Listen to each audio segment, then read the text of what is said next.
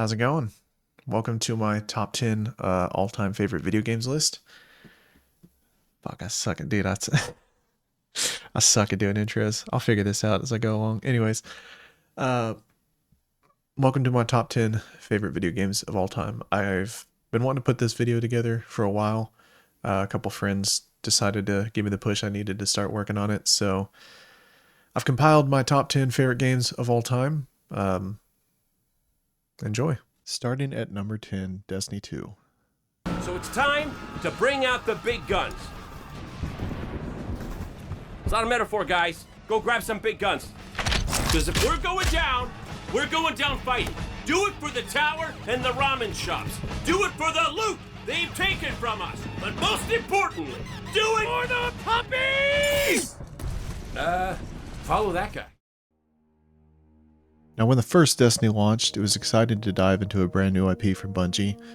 Now, when I was growing up, Halo local multiplayer was really the only experience that I had. I didn't have online access, so it was how my cousins and I bonded up during family gatherings and weekend sleepovers.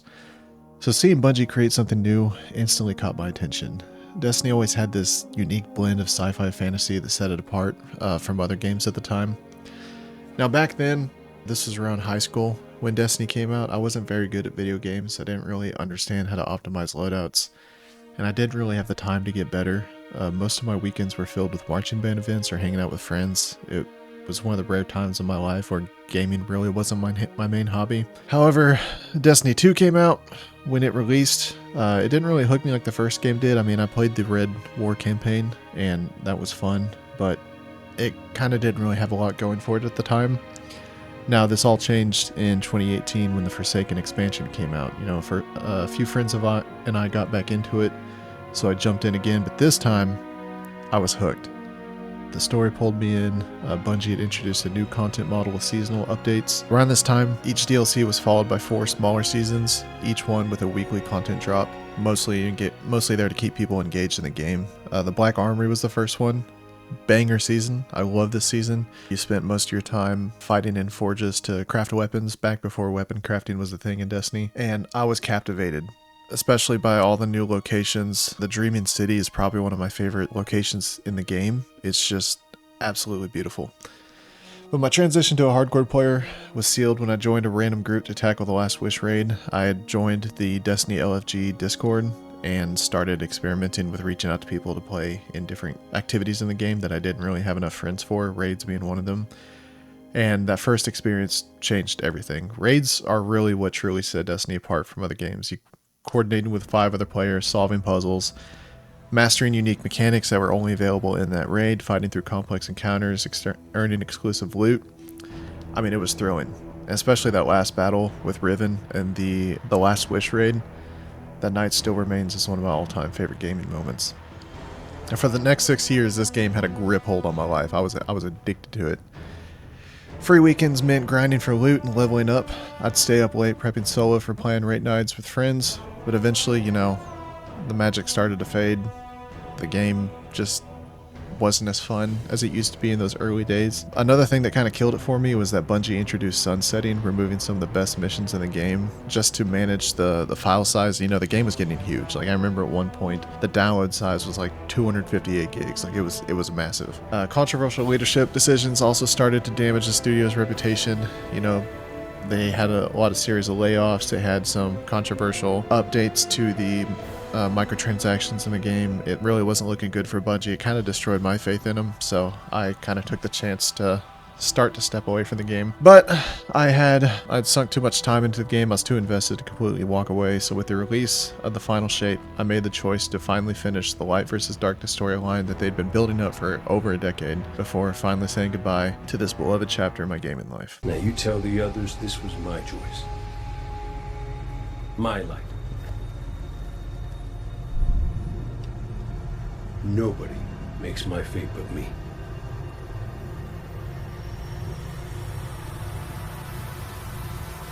You're my favorite. Don't ever forget that.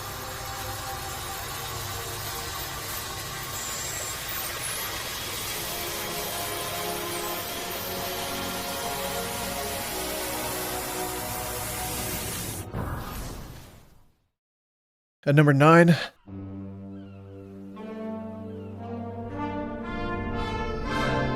Super Mario Sunshine! Woohoo!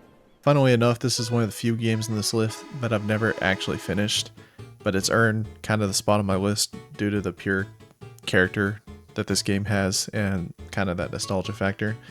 Most Mario games I'd played before this were mostly just the platformer ones that were on like Game Boy. Money was tight growing up, so when it came time to choose my first console, I kind of had to pick carefully, and the PlayStation just made more sense. You know, there were a lot more games on the PlayStation. I didn't really have Nintendo consoles growing up. That didn't mean I didn't have any, aside from things like the Game Boy and the DS, the things that are a little more affordable than a full-blown like home console system. Most of my experiences with Nintendo games came from visits to my cousin Timothy's house. His mom, looking back on it now, probably wasn't the best with her money, but she tended to splurge on consoles, games, and stuff that she could enjoy with her kids. So I have vivid memories of those nights, eating Tostino's frozen pizzas, all of us crammed on the couches in the living room over a double-wide trailer, huddled around the TV, taking turns playing Super Mario Sunshine. The way we did it was every time someone died, the next person would take the controller, so you always did your best to survive as long as possible, so you could hog the TV in the game and play for as long as possible, but, you know, eventually you mess up and you die, and then it's the next person's turn. The game has this bright tropical setting that I really enjoyed, and all the environments, all the characters were whimsical, and it was a very fun game. And of course, the joy of sharing it with my cousins made for some magical moments that I'll never forget. To this day, I still haven't finished it, but I plan on it. I have the 3D Mario game collection that they released on Switch, so maybe one of these days I'll finish it on stream. At number 8 is Ratchet & Clank. Among all the classic PlayStation IPs, Ratchet & Clank still ranks near the top for me. It was one of the few games that I actually managed to beat as a kid without help from like my older cousins and stuff. As I've gotten older, I don't really remember a whole lot about the story, but what stuck with me is the game's creativity, especially the weapons. That's kind of the main draw of the game, is all the different weapons that you buy and unlock. Each one had its own unique purpose, and it felt like the developers of the game kind of just had fun dreaming them up, throwing whatever wacky ideas they had at the wall and seeing which one stuck. It's something I think a lot of modern games have lost. Especially where the focus nowadays is always finding the most optimal loadout instead of just using what's most fun. Coming back to some of these older games really makes me realize what I enjoyed about games growing up to begin with. Like a lot of games from that era, Ratchet & Clank had a bunch of side content, like lots of side mini games you could do. One of the ones that I spent the most time on was the hoverboard races. I mean, I was experimenting with different routes. I was always trying to get that perfect run. It destroyed me emotionally whenever I placed anywhere other than first, because I prided myself on being very good at that minigame. A few years ago, Ratchet & Clank did make a return to the spotlight with an animated movie, and they remade the original game, but for me, it really didn't quite hit the same. Some of the story elements were changed to fit the new narrative. Like, I remember the origin of Ratchet meeting Clank. In the original, Ratchet didn't really have this aspiration to join like this space cadet group that's in the new one. It kind of just didn't feel like the original Ratchet & Clank. I mean, the core aspects of the game that made it enjoyable for me were still there. The different worlds, the gadgets that you get, the weapons that you buy were still cool. One of these days, I'll definitely stream both versions and kind of do a deep dive into what changed and what the differences are. Because to this day, I'm still pretty fuzzy on what was changed, but I distinctly remember the first one being different. At number 7, Megaman Bass.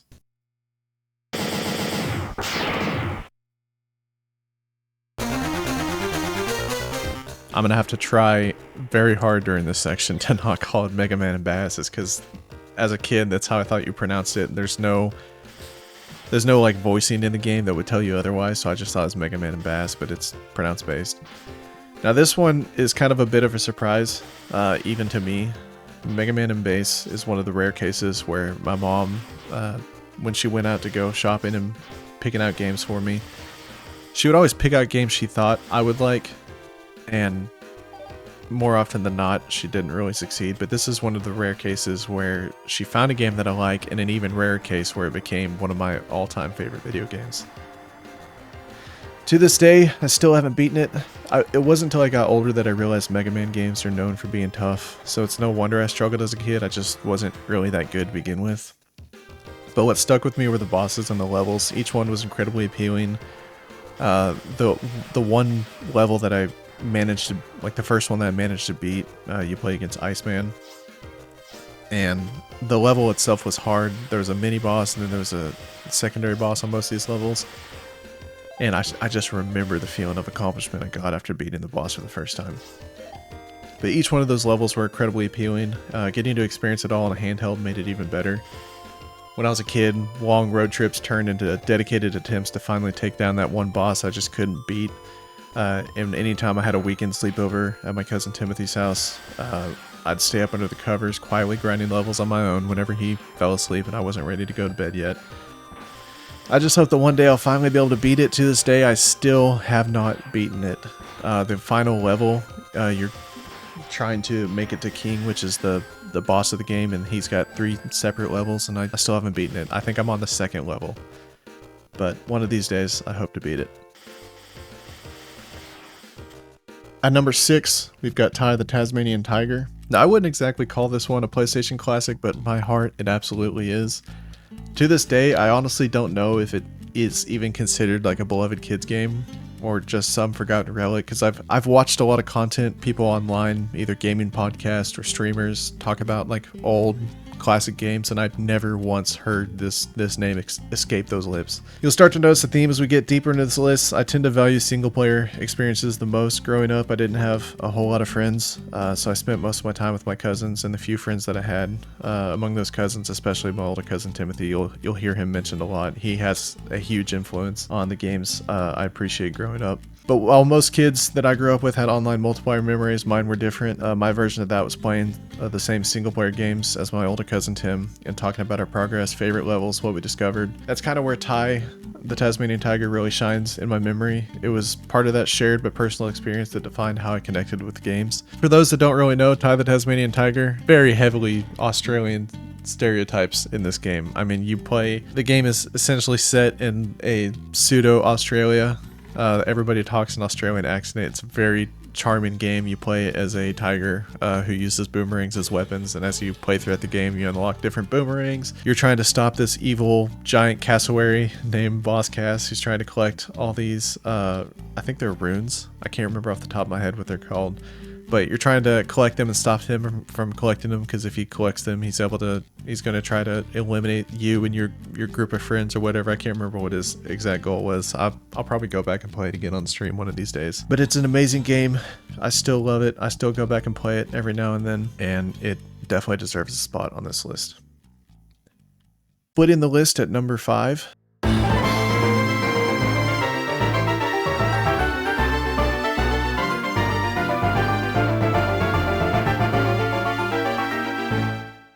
Now, you knew a Pokemon game was going to show up on this list. It's inevitable. And before you say it, yes, I know Platinum is objectively the better game. I feel the same way, but here's the thing. I would have never experienced Platinum without Diamond. This was the first Pokemon game my parents ever actually bought for me. Sure, I'd played some of the other ones like Crystal and Red before on my cousin's Game Boy, but Diamond was the first one that was truly my own game. I have such fond memories of places. Eterna City, the old chateau out in the woods, the little old creepy shack that I was always too afraid to explore. All with absolutely banger soundtracks. This game has an impressive soundtrack. And I grinded the underground tunnels, that little mini game where you could use a digging kit, go underground, run around tunnels, dig for gems, create an underground base. I loved it. Being able to play quote-unquote multiplayer Pokemon with Tim and my few friends was a huge deal for me. I love digging for materials, trading for items, decorating my secret base, upgrading your flag, playing capture the flag. That was really fun. Beating the Elite Four is probably one of my first real gaming challenges, since let's be honest, most of the game can be brute forced with your overleveled starter, in which case mine was Torterra. And then there's the Game Shark. After I finished the main game, I kind of learned later on that there was mystery gifts, events that you could really only get from Wi-Fi, or back in those days you could go to GameStop and they'd get code cards if you didn't have Wi-Fi that would kind of unlock it in the game. But you know, I had dial-up internet, and parents who weren't exactly GameStop regulars, I kind of had to make do. So the only way that I could catch things like Arceus or Darkrai was through good old-fashioned hacking with the Game Shark. I still miss the Game Shark. I remember going to my cousin's house who did have access to internet and spending hours at night while everybody else was asleep just looking up old Game Shark codes, and you had to manually enter them in because I wasn't very tech savvy. There was a way to automatically do it, but I wasn't good at it. And just manually entering all those codes to unlock all these mystery gifts so I can do all these events that were in the game that I didn't normally have access to. All in all, Diamond still stands as one of my all-time favorite games to this day. They had a re-release or a remake with Shining Diamond and Brilliant Pearl, and while they're good, nothing just beats that original DS. At number 4, Fallout New Vegas.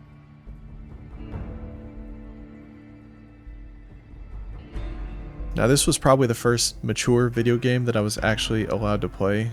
When Fallout 3 came out, I was still kind of too young for my parents to let me have it, so I played it over at Tim's house. But by the time New Vegas released in 2009, I guess they had a change of heart, decided it was time to start allowing me to play some more mature content. I also don't think they realized how mature some of the themes in this game was. When you look at the cover of this game versus the cover of Grand Theft Auto, it's very obvious what's going to be in Grand Theft Auto. Not so obvious what's going to be in New Vegas. New Vegas is the reason I fell in love with jazz music. Radio New Vegas was packed with classics from Frank Sinatra and Dean Martin. Got some Dean Martin coming up, talking about the greatest feeling in the world, love. Ain't that a kick in the head? Sure is. Dino, it sure is. The retro-futuristic 1950s atmosphere gave me this sense of nostalgia for a time period I never even lived through. It was also my first real open-world experience. Discovering each new location gave me a level of freedom that I hadn't felt in any game before. And the world was full of secrets and hidden lore, so much so that I've come back to it years later just to explore the old terminal logs you'd come across that I skipped as a kid. Because, let's be honest, learning about the Vault human experiments was really fascinating, so I wanted to go back and read more on those. What really cemented this game for me was the ending. The more time you spent exploring, leveling up your character, completing side quests, unlocking skills, building relationships, the more influence you had on how the story concluded. It felt like your choices really mattered. I was always a fan of killing Mr. House, rallying the different factions in the game, and basically being the king of New Vegas. I always loved it. And to this day, it's still one of my favorite video game endings of all time. Alright, now we enter the top 3, starting with Cyberpunk 2077 at number 3.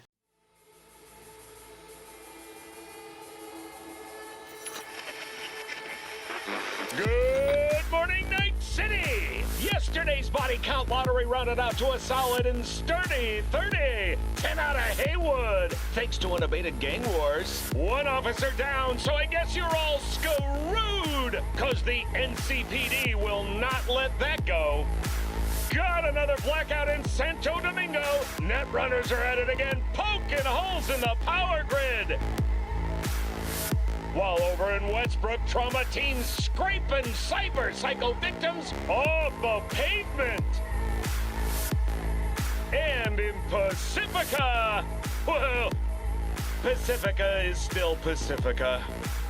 This has been your man, Stan. Join me for another day in our city of dreams. This game dropped at the perfect moment in my adult life. Released in December of 2020, it landed right as I was starting Christmas break from college. And let's just say there wasn't exactly a lot going on in the outside world at the time due to obvious world events. It was the ideal window to completely get lost in this single-player experience. I spent every late night of that break immersed in one of my favorite aesthetics: neon-soaked city streets, futuristic dystopias overloaded with cybernetic enhancements, flashy ads, violence, and sex.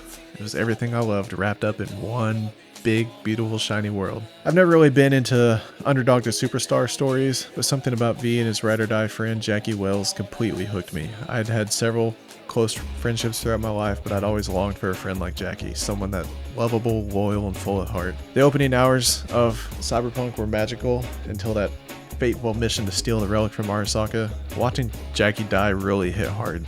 I've very rarely been that emotionally attached to a character before. And in that moment, my motivation shifted from living vicariously through V and Jackie to wanting vengeance. I wanted to see that city burn for taking my friend away. Then enters old Keanu Reeves, Johnny Silverhand, an anarchist rocker boy stuck in your head, ready to overwrite your consciousness if it means achieving his own goals. At first, he's nothing but a threat the whole time you're arguing with him and he's insulting with you, but as you spend more time with him, something changes. You begin to understand him, he starts to understand you. What starts as a toxic standoff slowly grows into mutual respect. That evolution from enemies trapped in one body to reluctant allies is what makes Cyberpunk one of the most emotionally rich story games in modern gaming. Also, let's be real, Pan Am is one of the most adorable, romanceable characters in any game that I've ever played. At number 2, Jak and Daxter.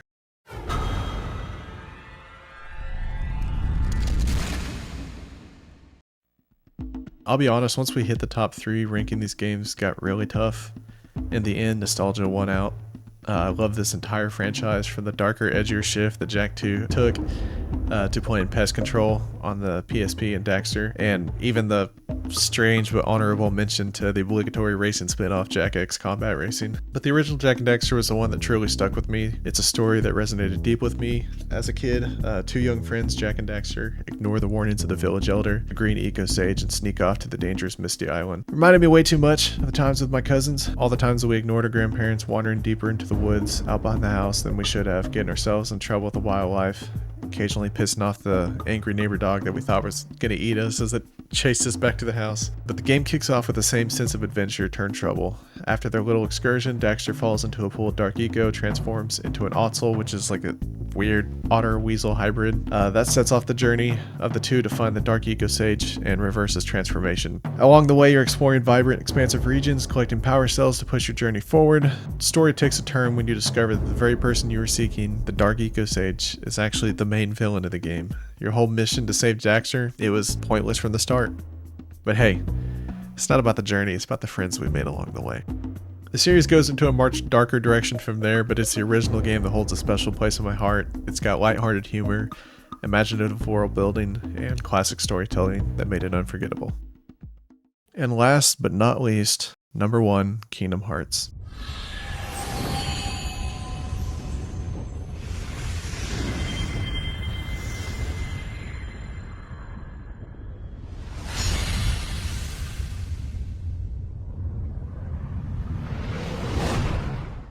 I remember it like it was yesterday. It was late winter 2004. My dad and I were on a nighttime run to Best Buy. Well, 8 p.m., which felt like late night to a 6-year-old me, especially in winter when the sun sets earlier, and even more so with a bedtime at 8:30. But what made it even better, I knew we'd be stopping by our family's favorite dinner spot afterwards, Old Pizza by Stout. Rest in peace 2011, you will always be remembered. If you know Pizza by Stout, you know what I'm talking about. Like most kids my age, I sprinted straight to the video game section while my dad did his thing. As I browsed the shelves, one game stood out. Its dark cover showed a group of anime-looking characters staring up at a glowing moonlit sky. Something about it stirred something in me. That childlike wonder I used to feel lying in the grass at my cousin's house, stargazing after long summer days. But then I looked closer, and I was absolutely baffled. Right there, beneath the main trio, were Donald, Duck, and Goofy? Donald? Goofy? This was a Disney game? I had no idea what to make of it, but more importantly, I saw an opportunity. See, I didn't get much throughout the year. Growing up, we weren't very well off. Money was tight. Toys or games were strictly reserved for Christmas. They tend to buy stuff throughout the year and give it to us at Christmas, so we'd have a big, extravagant Christmas, and then whatever we got would last us throughout the next year. On top of that, my parents were pretty picky about what games we played. This was kind of that peak video game causes violence era. But a Disney game? Now that I could pitch. So when my dad came to find me, I made my case. Which was basically just begging him and showing him, oh, it's not violent, it's got Disney characters in it, it's a Disney game. And somehow it worked, you know. My dad was especially a stickler, but this time I guess he decided to indulge me and buy it for me. To this day, that moment changed everything about how I view games. It's the single biggest influence on my taste in games, stories, and just about every piece of media I love. What makes Kingdom Hearts so special is how unique it felt. The main story was straight out of an anime, a chosen boy wielding a magical weapon, traveling across the worlds to stop darkness. But instead of a gritty, dark tone, you're adventuring with fucking Donald and Goofy of all people. The worlds you're saving, every Disney movie you grew up with. I was a lone anime boy teaming up with Peter Pan, Pinocchio, and Tarzan, for crying out loud. Each world was filled with whimsy, charm, and humor that only Disney could pull off, while still delivering emotional gut punches and a truly compelling story that Square Enix could accomplish. I love this game with all my heart. It's my favorite thing in any video game is being able to have serious moments, but never taking itself too seriously, and not being afraid to throw in a little bit of humor and lightheartedness in there. That night at Best Buy changed everything about how I view games, and that's why Kingdom Hearts will always hold a top spot on this list. Thank you for sticking with me to the end. If you're a first-time viewer of the channel, or you're one of my friends who has watched me upload various attempts at making interesting content throughout the years, I hope you'll stick around. I worked hard on this video and I hope to do more like it in the future. But until next time, see you later.